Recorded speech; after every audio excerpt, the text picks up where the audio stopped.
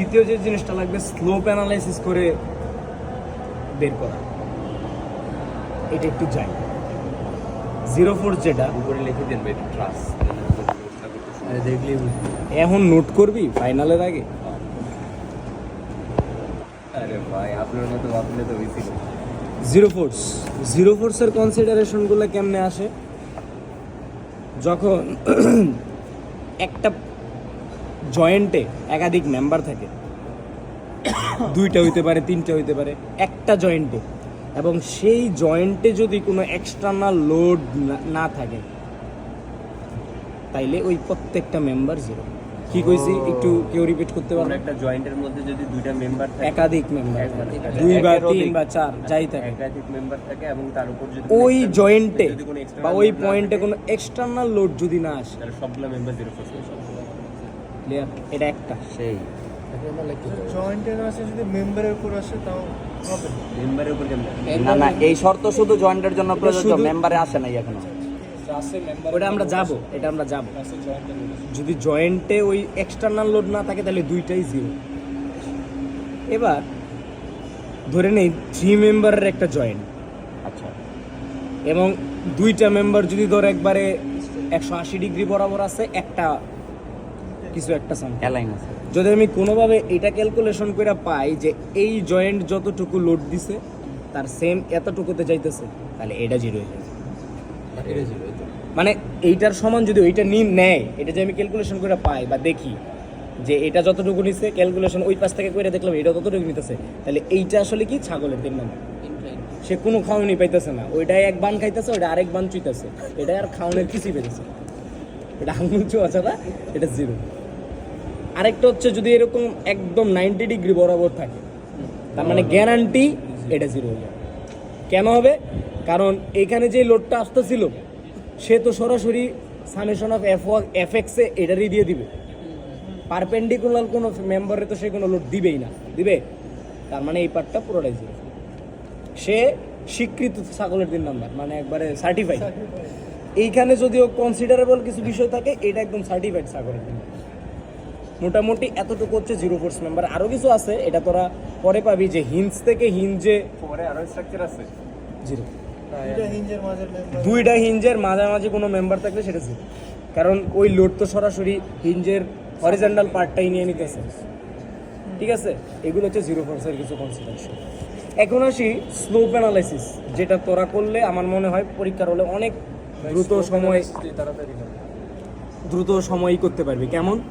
মনে কর একটা অ্যাঙ্গেলে বা একটা ইনক্লাইন্ড একটা মেম্বার আছে, এবং এই মেম্বারের ফোর্সটা তুই জানিস, ঠিক আছে, এবং তার একটা স্লোপ দেওয়া আছে।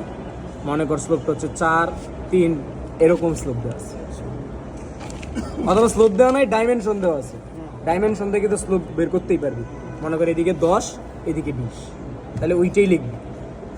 এবং লোডটা মনে কর আছে হচ্ছে কত দেওয়া যায়, 50, না না 50, একটা মেম্বার ফোর্স 50, সেটা টেনশন হতে পারে, কম্প্রেশন হতে পারে, এটা ব্যাপার না, ডিরেকশন ভিন্ন হতে পারে। স্লোপ দেওয়া আছে 3 আর 4, তাহলে এদিকে যদি আসে তার কম্পোনেন্ট কয়টা? 2টা, একটা এদিকে একটা এদিকে। এখন ওই ভ্যালুগুলা কত হবে এটা বের করতে তোরা কি করে নর্মালি, বা আমরা কি করতাম আগে, এইখানে ডিগ্রি বের করতাম, সেখানে কোস থিটা করতাম, সাইন থিটা করতাম। এতে করলে ডাবল সময় নষ্ট হয়। এখন যেটা করবো আমরা অনুপাতে করে ফেলবো, স্লোপের অনুপাতে ফেলাবো। কেমনে? অতিভুজের ভ্যালুটাকে বের করবো। এটা 3, এটা 4 হলে এটা অবশ্যই 5। এই 3টা কম্পোনেন্ট আমার মাস্ট বি লাগবে। এবার যেটা করব, আমি এই অতিভুজটারে বানাইতেছি একবার ভূমি একবার লম্ব, এটা তো বুঝছোস। তাহলে অতিভুজের আগে লোডটা, ম্যাগনিটিউডটা আগে লাগবে। লোডটা কত? 50 গুণ দিলাম। প্রথমে কোনটা বানাবি? লম্ব। এটারটা করবি প্রথমে। এটারটা করতে হইলে একটা প্রশ্ন করবি যে সে আছে কোথায়, সে যাবে কোথায়। কি কইছি? তার যেই মানে এখনকার যে স্টেটে আছে আর তার ডেস্টিনেশন স্টেট কি, এই দুইটা কনসিডার করতে হবে। নিচে থাকবে সে আছে কোথায়, উপরে হচ্ছে সে যাবে কোথায়।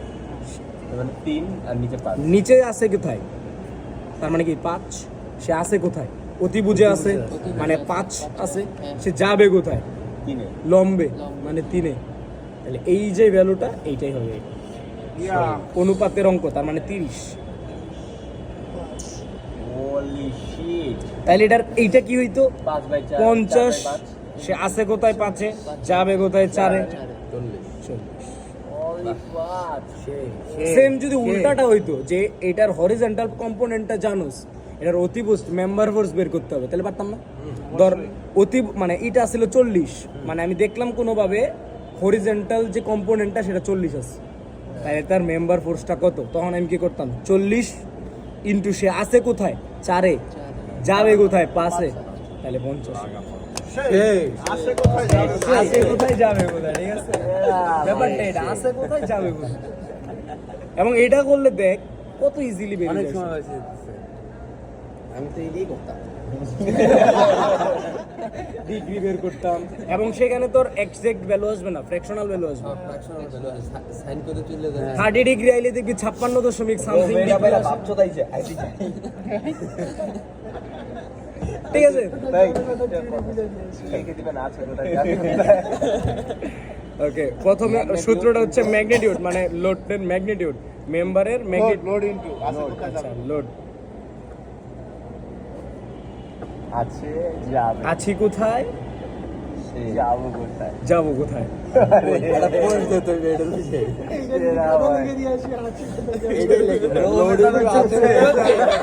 এটা মোটামুটি আমি এটা অন্য কেউ ইউজ করে না, আমি ছোটবেলা থেকে ইউজ করতে করতে বড় হয়েছি এবং এটা মোটামুটি বেশ ভালো সময় সেভ করছে আমার, ঠিক আছে।